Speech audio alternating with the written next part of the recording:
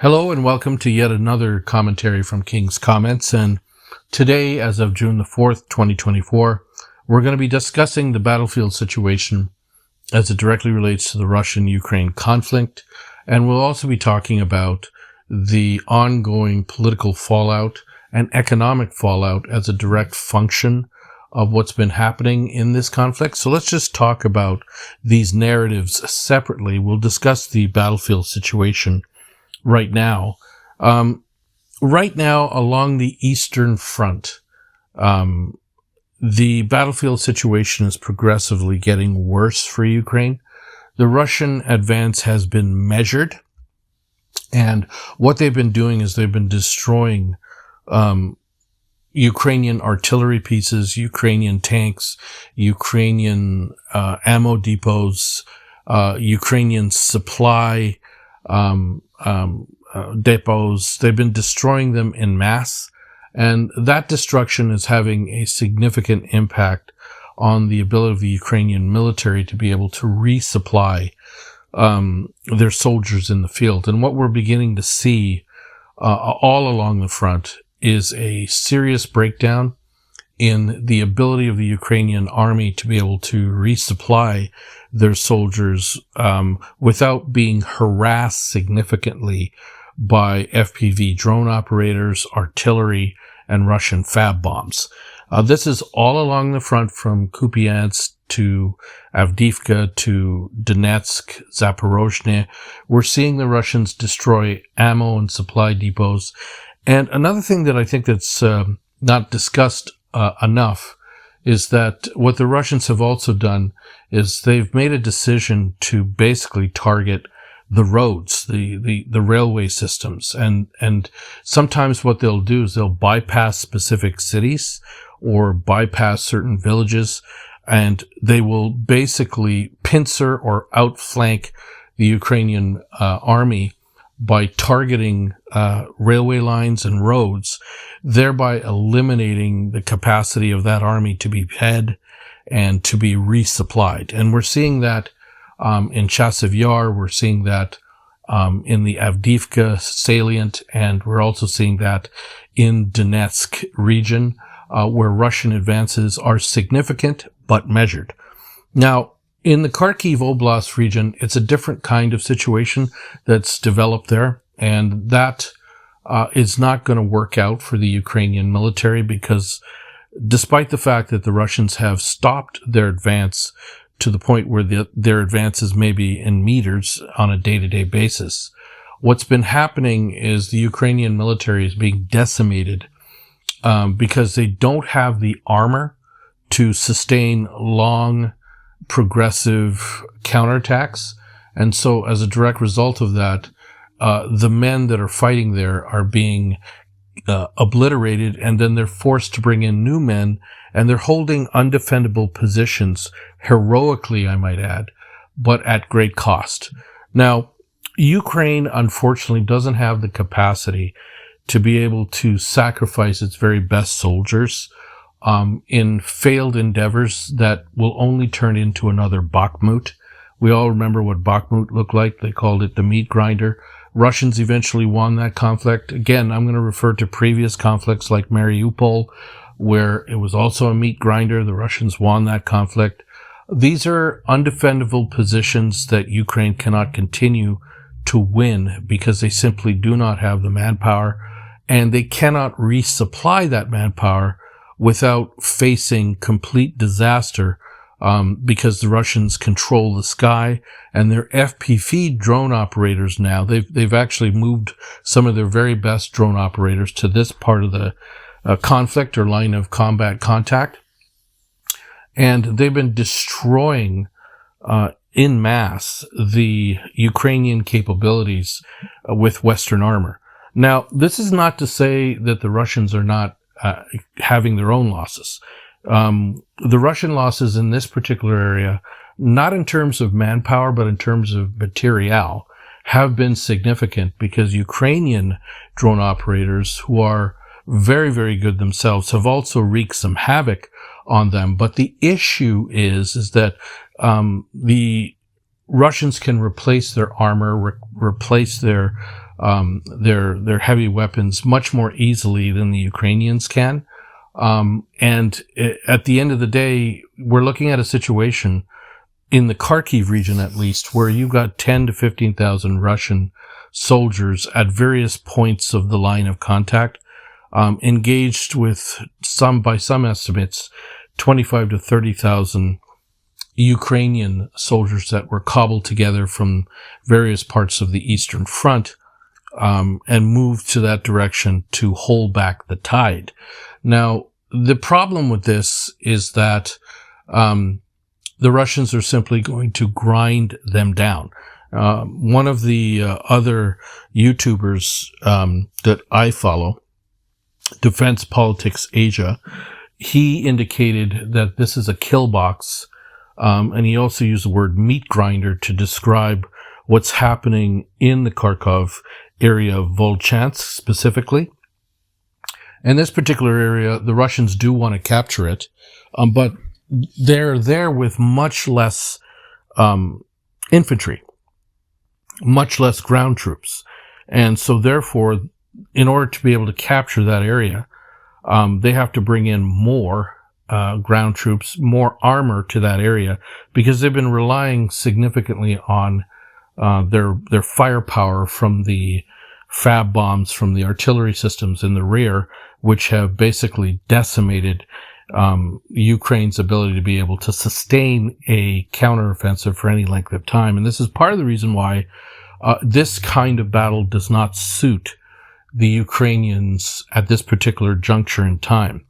One of the things that we also caught wind of was that Dima over at the Summary Channel provided video and geolocations of Russian hard armor, heavy armor, being moved to the front by the trains and moving at obviously a quick pace. And that means obviously that the Russian infantry there will begin to have heavy armor, and that's going to not bode well for any of the Ukrainian forces that are basically driven by two things: infantry and FPV drone operators.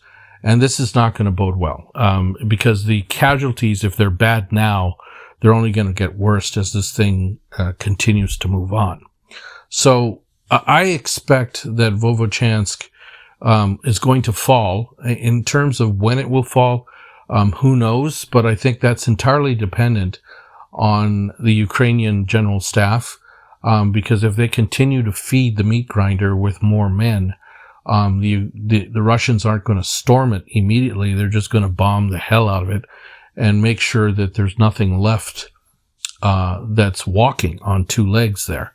So it's a very bad situation all along the front, and this is not going to get any better. This is simply getting worse by the day. Now, the Ukrainian military is completely different from the Ukrainian regime, and I want to get into this specific difference. Just because there's a military collapse taking place on the battlefield doesn't mean that Kiev in any way, shape, or form, as it exists today, is not functional. And I think that's part of the problem. Part of the problem here is that I've always suspected that the Ukrainian government itself is on the take, and part of the reason why they've allowed this war to continue with no clear military objectives or even politically defined objectives is because they're collecting or siphoning money from the Western aid that keeps coming in. So they're getting paid, their civil service is getting paid, and a lot of the Ukrainian elites are getting paid, and they're not fighting in this war. You can see on Friday night and Saturday night at Ukrainian clubs a significant amount of people just enjoying life as if nothing is going on. And that lends itself to a certain level of problems within the Ukrainian society, which are starting to develop, where we're starting to see a significant amount of cracks in how this is going to play out eventually.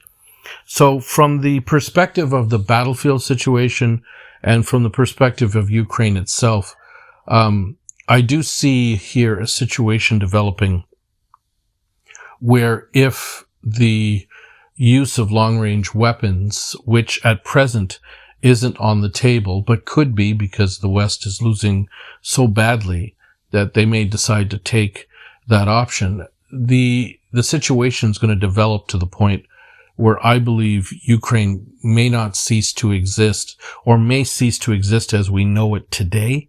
The Russians could expand their buffer zone to Kiev and force perhaps a capital change to a different city like Lviv. That's not been talked about in any circles, but it's something that should be talked about because, to be quite frank, a Russian offensive in the Sumy region that's significant or large would overrun Kiev, in my opinion, fairly quickly because of the issues directly related to manpower and the ever-stretched Ukrainian military as it sits right now. And again, I want to get back to this manpower issue. In the latest numbers directly related to the draconian law that was passed to bolster Ukraine's military, I believe 120,000 new recruits have been added so far, with very little training, and whatever training they did get isn't sufficient enough. And at the same time, what we're seeing is that the life expectancy of people that are moving on to the front with that kind of training is limited to about a couple of days or 3 days at max, for the most part, for most of those individuals. Now, considering the losses that Ukraine took in the month of May, which was around 30 to 35,000 men, I don't see how they can continue with those kinds of losses for another year like that, because they would have already gone through their last mobilization effort, not to mention the fact that the 200,000 professional soldiers in the field are quickly being decimated right now. And the average brigade strength in Ukraine right now is at a 40% decrease. So it basically means that they're running out of men at a faster rate than they can be replaced through mobilization efforts. Now, I don't know what Ukraine's plan B is, because if you run out of men, what's next? What are you going to do next? Now, if Europe wants to join the fray, which I highly doubt that will happen, but if Europe wants to join the fray, then they're going to have to get through their own populations, and they're going to have to get through their own elections. And I don't think that there's the spirit, muster, or the gusto to fight the Russians in Ukraine for no particular reason, while economies in Europe are faltering. So this is going to be a serious situation for Europe, and I think at the end of the day, we're beginning to see the cracks in Europe, and an opportunity for another country aligned with Russia, China, to exploit those cracks from an economic perspective. So let's get into some of the economic fallout here. Germany is in a major economic crisis. German nation, which used to be the bastion in Europe for industrialization and industry, has been stripped of that capacity because of cheap gas. And because of that cheap gas, no longer available to the extent that it was, Germany is no longer growing to the extent that it used to. In fact, German growth is measured at 1%, if that much.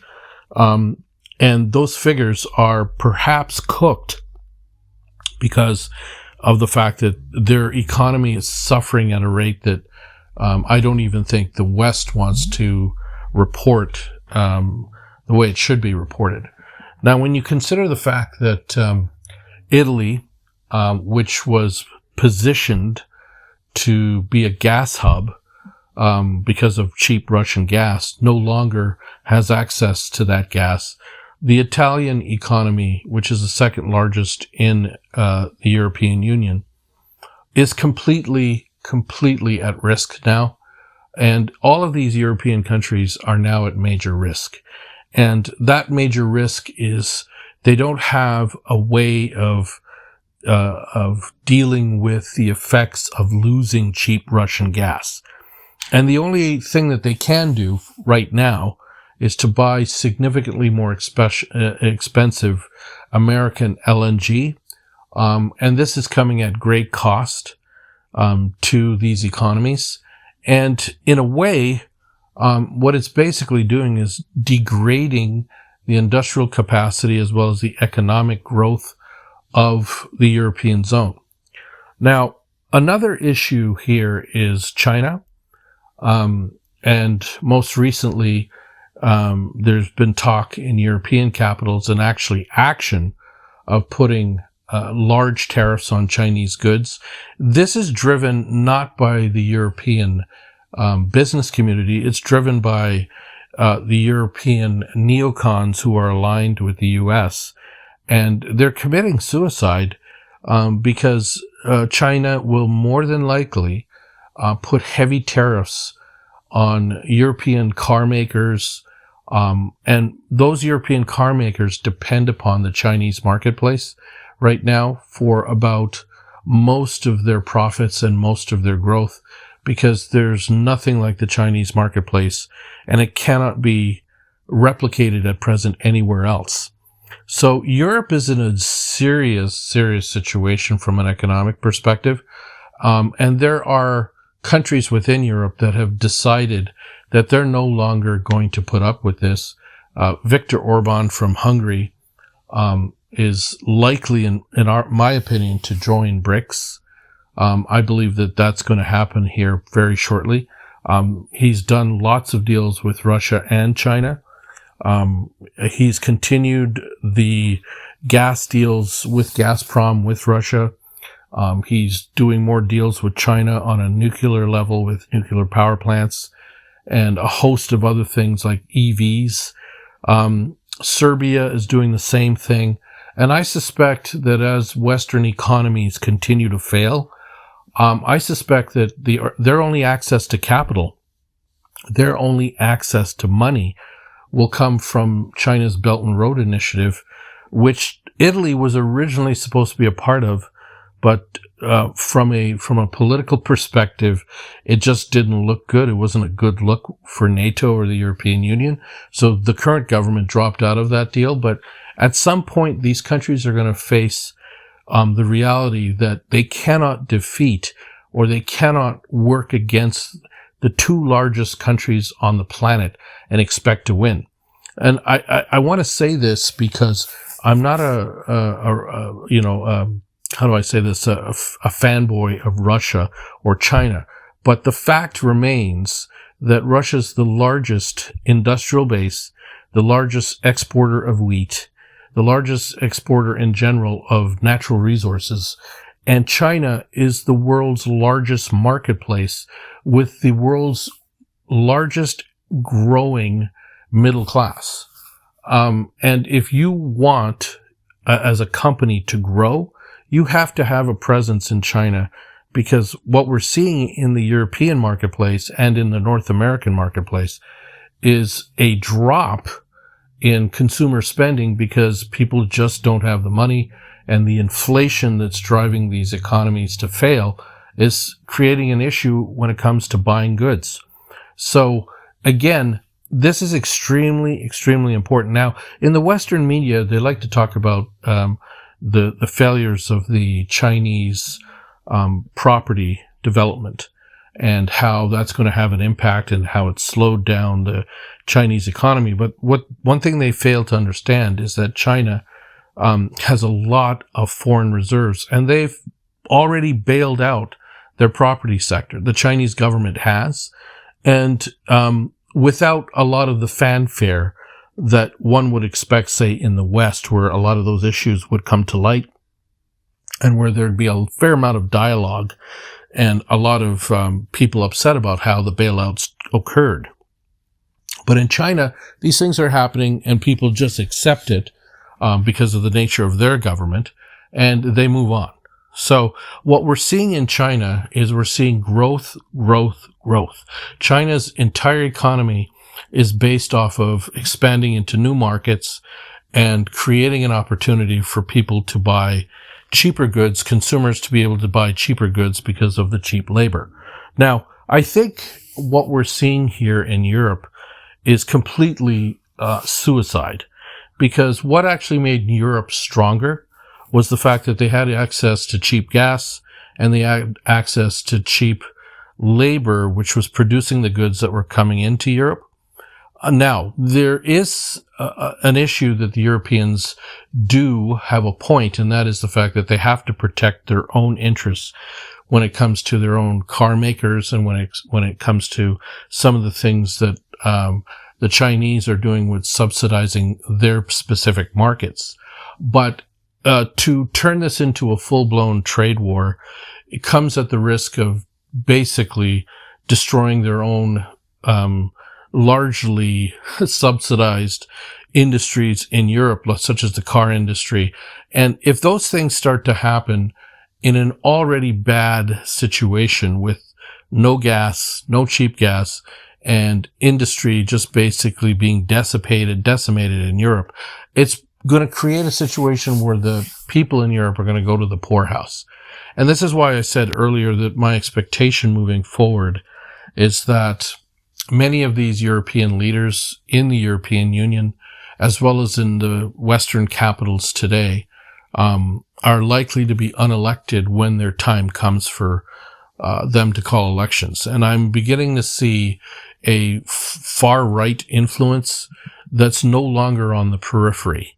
This influence is going to become more and more profound as people see the lack of wisdom in fighting this war and joining the neocon side and trying to destabilize one of the largest countries in the world, and even trying to destabilize China, when the Chinese and the Russians were never really interested in expanding their interests beyond their own borders outside of protecting their vital interests.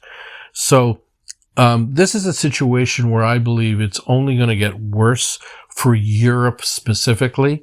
The United States is somewhat insulated from a lot of this because, like Russia, they're also self-sufficient, and they live in the Western Hemisphere.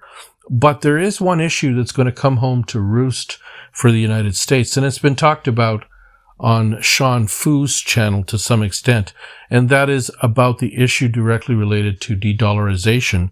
And this de-dollarization, as a function of the Ukraine war, as a function of what we're seeing in the South China Sea, is starting to have an impact when it comes to the Americans' ability to print more money. As we're all aware, from the Bretton Woods deals back in the 40s, the United States profited substantially from the whole world settling its trade receipts with U.S. dollars, thus allowing the Fed to be able to print as much as it wanted to, knowing that it could count on the rest of the world providing a lot of those receipts for the printing press. But we're seeing that erosion happen right in front of our eyes. We're seeing the CSTO, Russia, China. We're starting to see Africa. We're starting to see South America. We're starting to see a coalition of the willing who want to use their own currency in a multipolar world where their own currency has value, and where they want to develop more equity and parity. And so as a direct result, the inability to be able to access these receipts on a consistent basis in trade settlement is going to come home to roost. And we're starting to see that with American inflation being more long-term and less cyclical.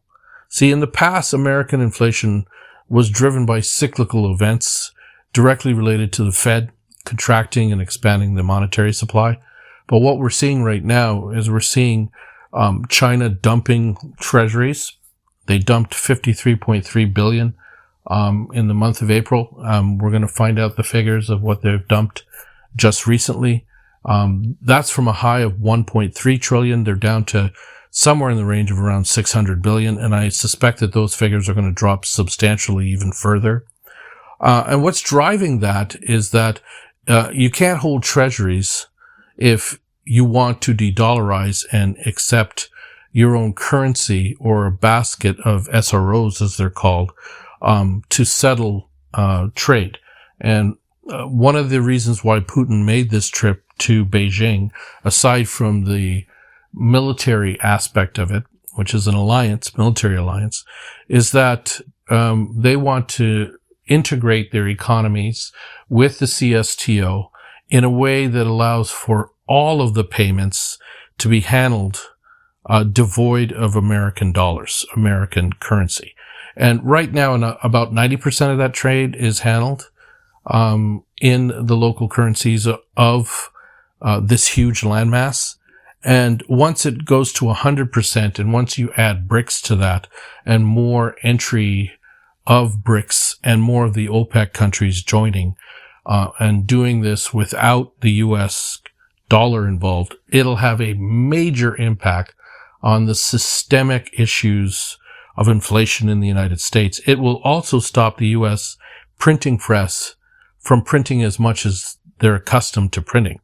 So that's the economic fallout from this conflict. Now let's just talk about Zelensky for a moment.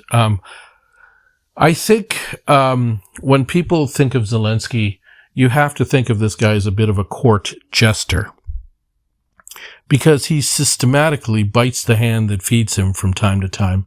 And then he makes stupid comments about countries that are more than likely capable of helping him, thus eliminating that capability moving forward. So he made some comments about the United States and its president not showing up to the conference. He's also made some comments about the United States and the world not standing up to Russian aggression, in his words. And he's made these comments at his own peril.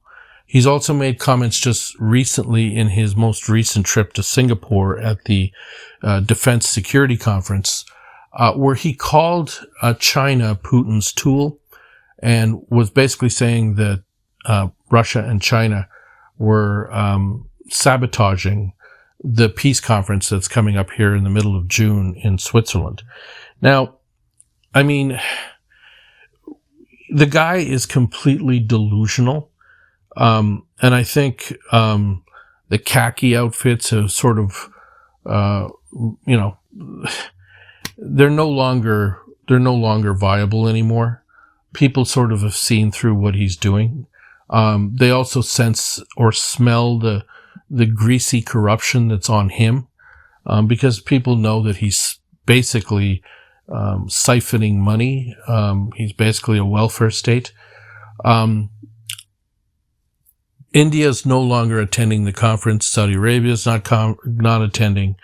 The Russians obviously aren't invited. They're one of the combatants, obviously. You can't have a peace conference without combatants there. And of course, China isn't going, and you're going to start to see more and more countries fall off. The BRICS countries are definitely not going. So that leaves the coalition of the willing, his allies, and that's realistically the part of the world that at the end of the day is falling apart. So this whole peace conference is a joke. It's a complete farce. And more and more people are exposing it for what it is. I mean, MBS, the leader of Saudi Arabia, just basically said, if the Russians aren't there, then there's no point in having this peace conference. So he's echoing basically what everybody else is echoing. And, Zelensky is completely, again, as I said before, delusional. His trip also included a trip to the Philippines, where he met with Ferdinand Marcos Jr., the president there, which I found to be a bit weird. I don't understand that move, other than to antagonize the Chinese.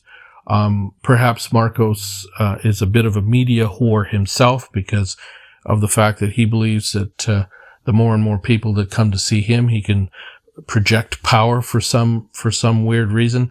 But antagonizing China in that particular region isn't going to do anyone any good. And that goes for Marcos, that goes for Zelensky. We have a new world order, and that new world order is driven by Russia and China. It's a multipolar world. This multipolar world is not going to be stopped, and it's being shaped by new economies, new emerging economies coming up. It's being shaped by countries like Russia, like China, like India, and like Brazil, South Africa, amongst many other countries that are going to start to develop here their own economies. And this is significant for the world we're living in, because I think it's fair to say that with this multipolar world, the whole idea of using the word developing world may soon become a word that will no longer be used. In fact, it might actually apply to Europe, because Europe may not have the capability to do some of the things that they want to do. And I'm starting to see in the United States, particularly with the degradation of their own cities, this notion that perhaps the United States is going to start having some issues, because when you start looking around at some of the Chinese cities, Russian cities, where you see the growth, you see the explosion of investment in these cities, and then you start to compare it with what's happening in the United States with the fentanyl addictions, with the breakdown of society. There's transportation is an issue, immigration is an issue. All these kinds of things are degrading the West, because some of the same issues that affect the United States are affecting Western Europe. And I don't think those things are going to abate unless there's a complete change in leadership in the West. And I do believe that there will be a dramatic shift to the right politically. I'm not entirely certain what that's going to look like from a foreign policy perspective, but I do believe that there will have to be a different way of looking at this narrative, way of treating Russia, way of treating China, because the road that we're going down right now is not in the best interests of those who seek Russia and China's demise. Because what they're basically doing is they're creating a situation where they hasten their own demise. Again, I'm just looking at the situation with Russia. Russia has a deep, close relationship with the OPEC countries. Russian oil and gas will not be canceled. I think, if I remember correctly, people were talking about eliminating Russia from trading oil and gas, and they were talking about putting a cap on the price of oil and gas. All of this has failed. All of these sanctions have failed. And the reason why they've failed is because the Russian economy is self-sufficient. All it really needed to do was drive itself or position itself in that direction and move and pivot from the west to the east.